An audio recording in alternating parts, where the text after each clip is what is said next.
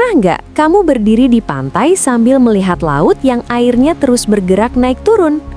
Kadang laut terlihat tenang, dengan ombak kecil yang perlahan datang menyentuh pasir di pantai. Namun di waktu lain, ombak bisa menjadi besar dan kuat, sampai menghantam tepi pantai dengan suara gemuruh. Padahal tidak ada orang yang mengaduk laut raksasa itu, tetapi airnya tetap saja bergerak dan bergelombang. Karena itulah sejak dulu banyak orang bertanya-tanya, sebenarnya apa yang membuat laut terus bergerak seperti itu?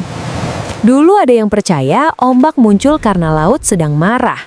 Ada juga yang membayangkan mungkin ada monster besar yang bergerak di bawah laut. Namun ternyata jawabannya jauh lebih sederhana daripada cerita-cerita itu. Sebagian besar ombak di laut sebenarnya dimulai dari sesuatu yang sering kita rasakan setiap hari, yaitu angin. Ketika angin bertiup di atas permukaan laut, angin mulai mendorong lapisan air yang paling atas. Dorongan kecil dari angin membuat air mulai bergerak sedikit demi sedikit. Awalnya, gerakan ini sangat kecil, hanya membentuk riak-riak kecil di permukaan air. Tetapi jika angin terus bertiup, riak kecil itu perlahan berubah menjadi gelombang yang lebih besar. Semakin kuat angin bertiup, semakin besar pula gelombang yang terbentuk di laut. Itulah sebabnya laut sering terlihat lebih bergelombang ketika cuaca sedang berangin. Menariknya, air laut sebenarnya tidak bergerak jauh ke depan seperti yang kita bayangkan. Sebagian besar, air hanya bergerak naik turun seperti membuat lingkaran kecil. Bayangkan seperti orang-orang di stadion yang melakukan gerakan wave bersama-sama. Orangnya tetap berdiri di tempat, tetapi gelombangnya berjalan mengelilingi stadion.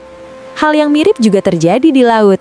Airnya sebagian besar tetap di tempat, tetapi energi gelombangnya bergerak melintasi permukaan laut. Ketika gelombang ini mendekati pantai, bagian bawah gelombang mulai menyentuh dasar laut yang dangkal. Karena bagian bawahnya tertahan oleh dasar laut, bagian atas gelombang terus bergerak ke depan. Akibatnya, gelombang menjadi semakin tinggi. Pada akhirnya, gelombang itu tidak bisa menahan bentuknya lagi dan pecah menjadi ombak. Ombak yang pecah inilah yang sering kita lihat menghantam pasir di pantai. Namun, angin bukan satu-satunya hal yang bisa membuat laut bergelombang.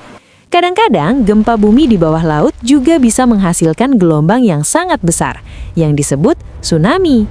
Tetapi dalam kehidupan sehari-hari, sebagian besar ombak yang kita lihat di laut sebenarnya dibuat oleh angin.